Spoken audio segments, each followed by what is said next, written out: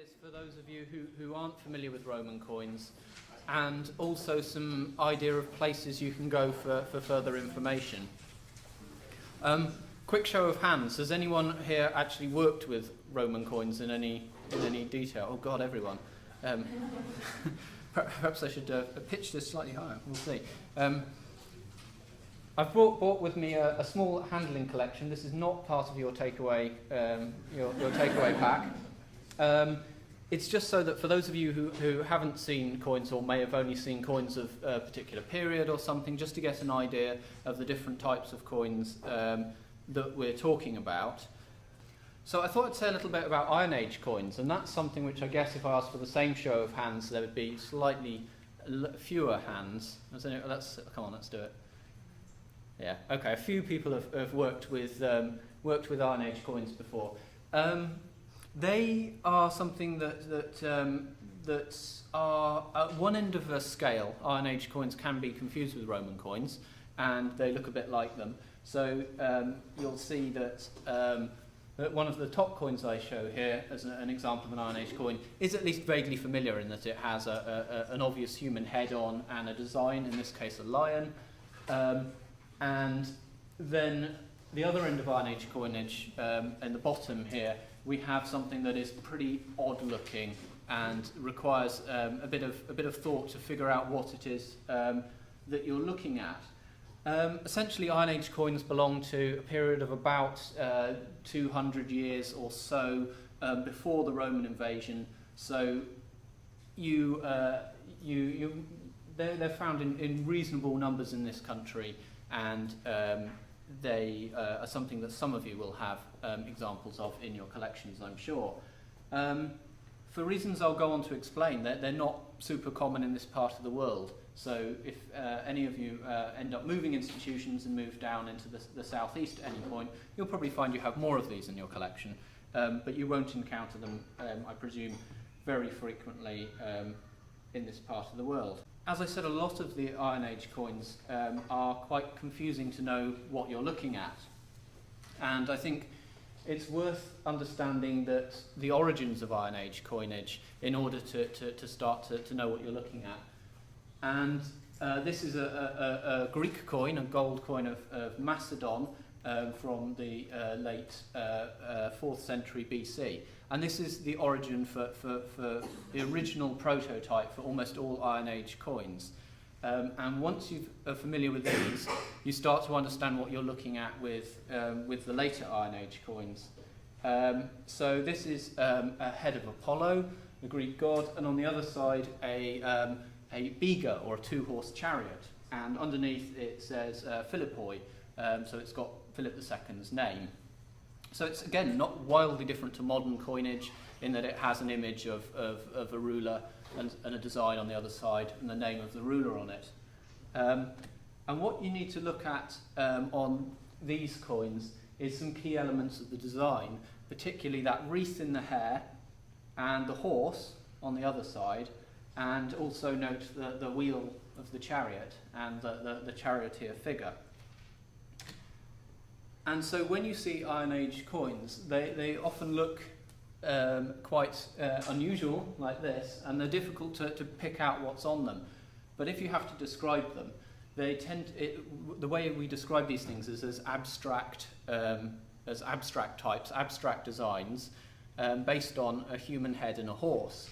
And you can see that on the top coin, which is an example of one of the earliest coins that was used in Britain, made in northwestern France, you can still see quite clearly that human head, but with very accentuated hair and that wreath tie that I highlighted previously. And on the other side, you can probably still make out the horse, and I should have a pointer and don't here, and I can't jump that high. But just behind the horse's backside, there's a wheel floating on the top picture. And down here again, this is actually that wreath through the hair. And you can see some bits of ear or some leftover bits of the human face. And on this side, you might be losing you here, but this is a horse's head and its neck, and these crescents are its body, and then the four lines are its legs. So it's a bit like a Picasso painting. It's a very abstract version of a design that they've copied from Greek coins. So Iron Age coins will generally look quite strange if you see them. They won't look like modern coins, and they won't look like Roman coins, and it's because they're often quite abstract in design. So, as I said, you won't get that many of them in this part of the world, and for that reason, I guess most of your collections won't have them, or if they do, they'll have small numbers. So you can see from the map that the dots here on the map show you where these things are found in Britain. And you can see the northwest is obviously a bit of a blank on that canvas. But what I did think is it's worth being familiar with them, firstly because in the context of your museum work you might see things brought in from neighbouring areas, and also collectors who might leave collections to you or have left collections to you might well include some of these coins. Particularly, one of the things about Iron Age coins is they tend to be very regionally distinct, so you get different types of coin in different parts of the country. So it's really, I guess, the two neighbouring areas, if you like, are the things that you might see if you do have Iron Age coins in your collection, or if people bring them in. You're more likely to see things in this neck of the woods, which we call a Northeastern Coinage, which is often associated with a tribe called the Corioltavi, and that's sort of from the Lincolnshire and what was Humberside sort of area down into Leicestershire that these things are found. And there will always be gold or silver coins, and they're a little bit bigger, but about the same size as the sorts of coins that I've sent circulating around. So they're not big things.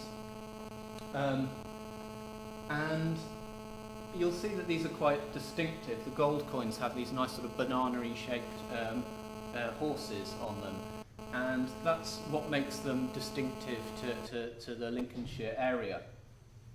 The other area that you might see coins from is from the West Midlands, Gloucestershire area. These coins travel northwards a bit, so you might get these in this part of the world. And here you'll see that they're just slightly different in terms of their designs to the previous coinage. So you always want to be thinking with Iron Age coins about where they might have come from. Provenance becomes very important just in helping to identify them. And then as you look through a catalogue, you will be able to kind of to figure out potentially where they come from. In this case, these ones have distinctive features that tie them together as a group. So the horses that you can see clearly here often have three tails, and that's what distinguishes this group of coins from this area of Britain. So as I said, if you do encounter Iron Age coins, the best bet is to try and get hold of that catalogue. This one, Ancient British Coinage, or ABC as it's often called. That's your best starting point for identifying those. If you can't get access to that, on your handout I've put some other catalogues that you may have in your libraries, which have been knocking around for a bit longer, so are perhaps a bit more widely available. And apart from that, there's something called the Celtic Coin Index, which some of you will have seen, which is available online. So you'll find quite a lot of records on there, about 50,000 records in fact, that will be a little bit difficult to use if you don't know what you're looking for, but it might at least provide you with a source of images to help with identification. They are quite specialist though, so if it's not a case of cataloguing your collection, you'd probably be better with something like this to contact your local finds liaison officer, who then plugs you into a network who can help with identification. And obviously there's this network here as well, which will provide certain people who have higher levels of expertise than you might have. Something like this is always going to be difficult because you're going to have so few of them in your collection, if any, and you would see so few of them that actually it's pretty, as you know with areas that you're more familiar with, unless you work with something every day, it's pretty difficult to actually to retain the memory of what it is that you've previously been told about the subject. So that's really Iron Age coins.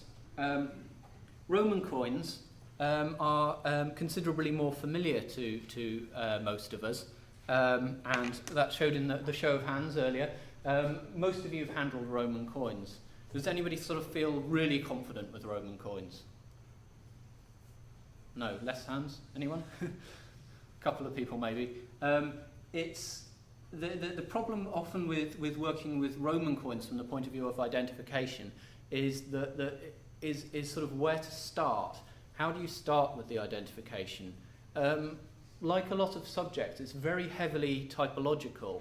So there are many thousands or tens of thousands of different types of Roman coins. And we can give everything down to a catalogue number. And to do that, you really require, firstly, a bit of experience and expertise with Roman coins, but more importantly than that, because it's actually not that complicated identifying Roman coins, for reasons I will go on to mention in a minute. But what is often a problem for people in the situations that you're working in is you just don't have the library resources. So if you don't have the catalogues, then actually where do you start? So I'll focus on that a bit today. As I said, Roman coins are pretty easy. Gareth's nodding at the back. He's thinking, nowhere near as hard as mine. Not as hard as the Iron Age stuff either. The thing about Roman coins, and granted you won't find your whole collection is as nice as this one, but one of the things about Roman coins is the answer is written on them. You have, like a modern coin, you have a portrait of the person who issued it, you've got the name normally of the person who issued it, and subsidiary information. Everything is there, you've just got to try to figure out what's on there. A very basic thing when you're thinking about describing coins is the terminology. We normally refer to the obverse and reverse of a coin, and that's one of the things I'd like you to take away if you didn't know that already. It's a useful aspect of a basic description of an object or a sort of database record. Coins have two sides, and when dealing with them, it's useful to be able to distinguish the sides. And normally the obverse is usually the side with a head on, the reverse is usually the side that has another design on. When thinking about Roman coins, one of the problems is we're talking about material, as in the previous slide, you'll see that I date the earliest Roman coins were made in about 300 BC, and the latest Roman coins, that turn up in Britain, Gareth will have a field day if I just say the latest Roman coins, but the main sort of period of coins is roughly that period of about 700 years. That's a long time. If you think about the sort of history of most modern currencies, you're talking about a few decades before there's substantial changes in them, maybe a few hundred years, but not 700 years. This is a really long period. So one of the things you have to expect with your Roman coinage that covers a period of many hundreds of years is there will be lots of changes in it. And understanding some basics about these changes that coinage goes through are quite useful in providing a basic identification and establishing how you might get a bit further than saying, right, this is a Roman coin, and figuring out where you go to from there to get some more information on it. So there's some weird looking stuff in the early Roman period that's like this. The thing on the left up there is often called an isignatum or a cast currency bar. To put this into perspective, it's about the size of a checkbook or something, or a little bit bigger. It's about that size. I couldn't bring one, they're very rare, and we certainly don't have any in our small handling collections. But I suppose it's possible you might have something like this in your museum. But we don't even have that many at the British Museum. These are examples of very early forms of Roman currency, so they wouldn't turn up much in Britain, sort of archaeologically speaking, so they're pretty unusual. And we also have more common, but also not found very much in Britain and northwestern Europe. So again, not so likely to have filtered heavily into to any of our collections in Britain. Struck bronze coins. These ones are made cast in moulds. These ones are struck like conventional modern coins. But bronze coinage in general of the early Roman period, the Roman Republic, is pretty unusual. So you probably won't have much of that in your collection. What you will have, if you've got Roman coin collections, is you will certainly have a few Roman Republican coins. And the reason for this is, although the Roman Republic ends with the Emperor Augustus, so the traditional end date we give is either 31 BC, as I do at the top, or sometimes 27 BC. And although the Republic is finished by the time Britain becomes part of the Roman world, the coinage carried on in circulation for a long period. So at the time when the Romans arrive in Britain, I'll get this the right way around in a minute. At the point when the Romans arrive in Britain, Republican coins are still a major part of what was circulating. So these things turn up in hordes and as single finds in considerable numbers in Britain, and for that reason will have entered the collections. I think that they're pretty difficult to identify accurately, and we can often tie Roman Republican coins down to a single year. So you can see in this example here, we know it was struck in 147 BC. That's extraordinarily precise for an ancient coin. That's because we know a little bit about the person who's named on this coin. They look a bit different to later Roman coins that we'll see a few more of in a minute, because they don't have that recognisable kind of ruler portrait on them. And in fact, in this example, they have Roma, and that's a very common symbol to have on them. In the event that you find Roman Republican coins, the best thing that you can probably do is to use the British Museum's online research catalogue, and this again is in your handout, this long and ridiculously complex URL. But that is our whole collection from the British Museum, which is over 12,000 Roman Republican coins on there, with information and guides on how to sort of start understanding what's on them, and things that allow you to search for inscriptions and things like that. So that's a fully illustrated online catalogue of our collection, and you'll find that with Republican coins, that's probably your most accessible source for identifying them. Although if you've got access to this catalogue by a chap called Michael Crawford, not to be confused with some others do have an actor, Professor Michael Crawford, instead wrote a wonderful catalogue on Roman Republican coinage, and that is, once you get your head round the complexities of it, you will find it very useful in cataloguing any Roman Republican coins that you have. I'm afraid I didn't bring a copy of that because it's too heavy. When we move into the main kind of body of Roman coins, the things that are more familiar to us, in that they have a portrait which usually has the name and other aspects of an inscription running in a sort of circular way around it. So hence a system that hasn't changed to the modern day with most of our coinage. And on the other side, some kind of design, and again an inscription normally running in a circle around it. These are kind of familiar Roman coins to us. And we have the laborious catalogue of Roman imperial coinage. There's volume 1 is at the back. It's the green book that's going around. If you have that, you can identify a Roman coin down to the nth degree, and you can say an awful lot about it and give it a proper catalogue reference. I'm just going to try to kind of run through some tips that allow you to get somewhere if you don't have access to that kind of level of information. A couple of really key things about identifying Roman coins, and this will go for other periods as well, but is particularly true here, is that a couple of things that you want to figure out is what metal the coin is made of as a starting point.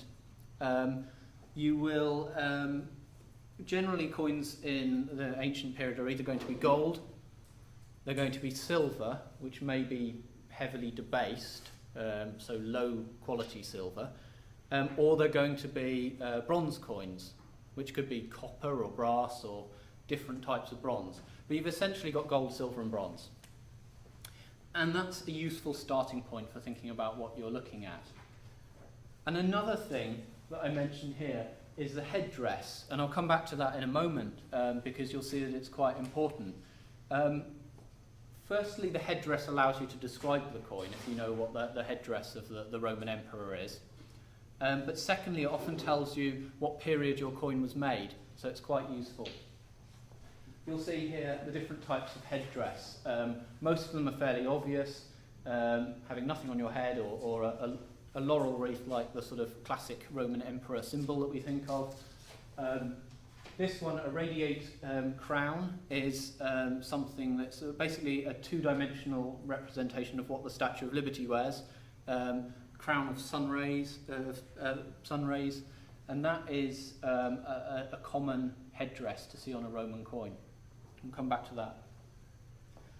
And then in the late Roman period, sometimes you get diadems, which look a little bit like the laurel wreath, but you'll notice they're made up of little kind of dots or pearls, which you can see just about make out in the bottom right-hand picture there.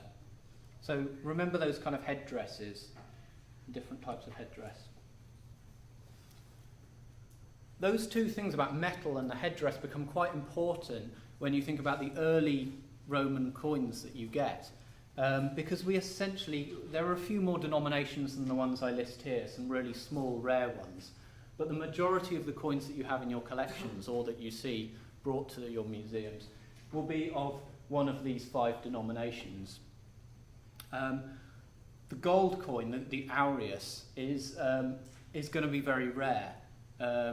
Even in the British Museum, we don't have many thousands of them. We have quite a lot. But they're obviously a high-value coin, and there are nowhere near as many of them as there are of the lower-value coinage. So the silver coin, the denarius, is one that you will all be familiar with as a very famous kind of historical coin. You'll see that on all of these coins, they're engraved in quite high relief, and they're quite high quality. The images are very ornately engraved on them. So when you find coins that are engraved in high relief, and those of you that have seen them going around will see that these coins are quite chunky, they're quite thick, and again with that high detail, you'll know normally that you're looking at an early Roman coin. The bronze coins are, on the handout I've given you some idea about how you separate those out in terms of thinking about the weight of them, the diameter of them, and indeed, as I said, these headdresses that you can see are sometimes different. And these things, if you use a combination of looking at the metal and those design features, you can often say whether something is a sestertius, a depondius, or the excellently named ass. These are the kind of main Roman denominations that you'll see.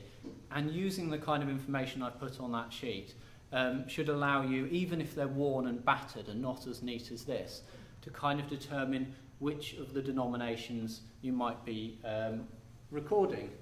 Also, there's a coin dealer's website or collector's website called wildwinds.com, which has lots of nice pictures that will help with these identifications.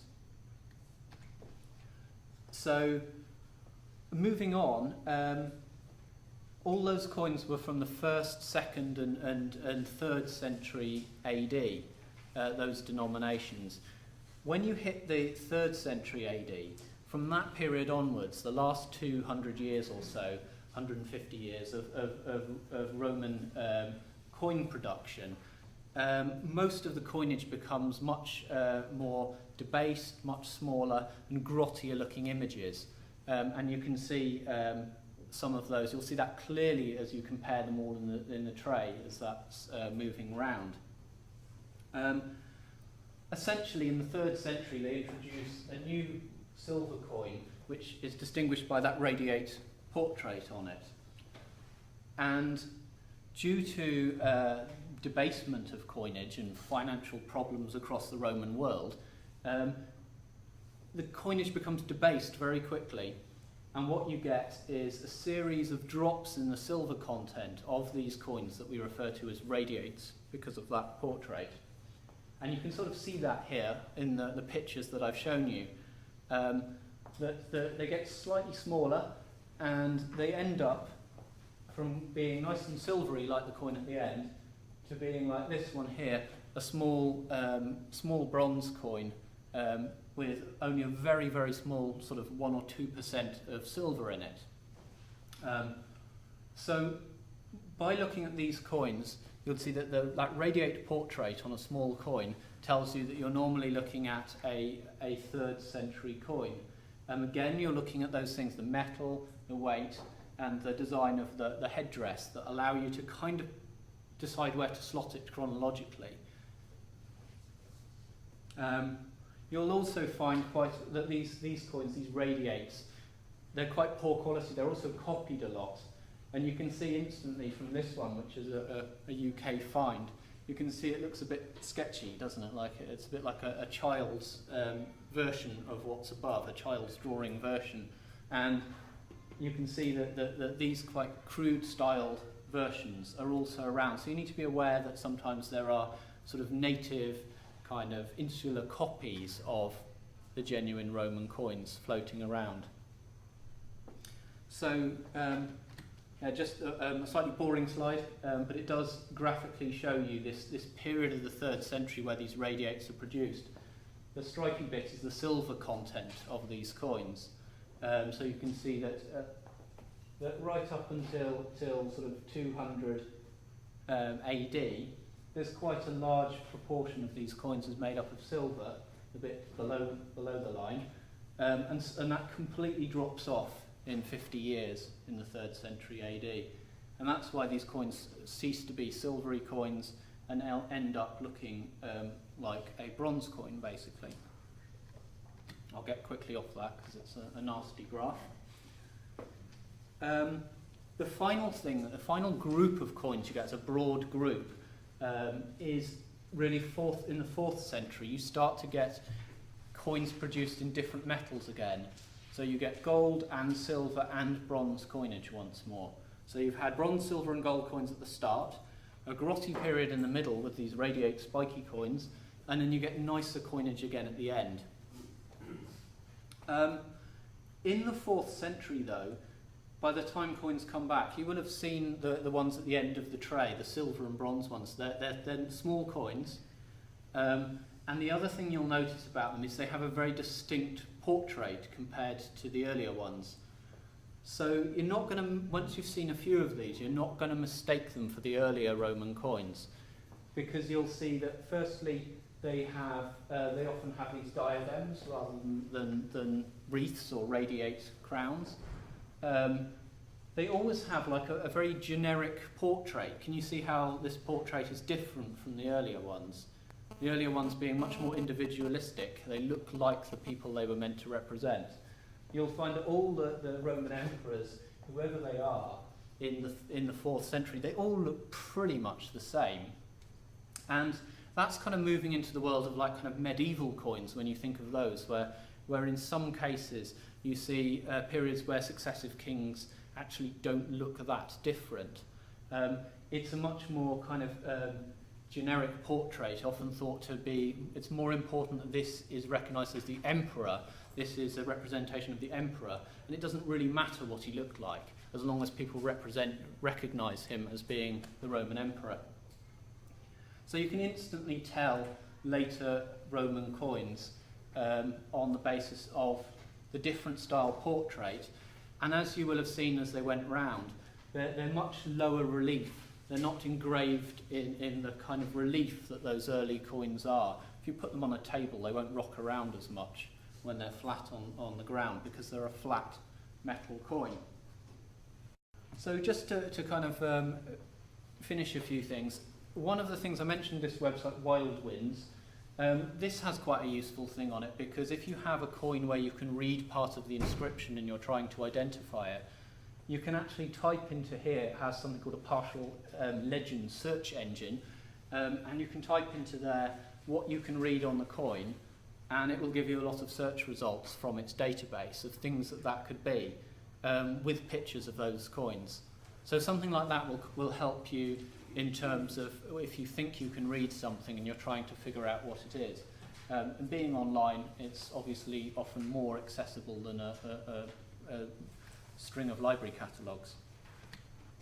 And of course, in the 21st century, you don't even need to do that in order to get information. This is where I trickle it down to eventually I'm saying this is how the British Museum identifies its coins, through Google. But one of the wonderful things on Google now is as you start typing, it predicts what you mean. And I did a little test here, and because there are lots of online databases that Google can get inside of, if you start typing inscriptions as you read them on a coin, you'll find that actually Google will start finding things in these databases. So you'll get things out of the British Museum website or that Wild Winds website just by typing what you can see into Google. And it sounds like a really bad thing to recommend, but it does actually, it can be a good way to get some idea of where to start, which you can then take further using some of the kinds of books that I've passed around. So finally, just to finish, there's obviously a wild array of things on the other side of coin in terms of the designs, and it's really difficult to know where to start. There are all kinds of things that feature on the reverse of Roman coins over that 700-year period, from the obvious things like gods and deities that you can often identify by the particular attributes that they're holding, to kind of historical scenes or particular events that are commemorated on coins, and sort of themes. Here's two soldiers, often military themes are quite common on coins. So you get a lot of variety in that.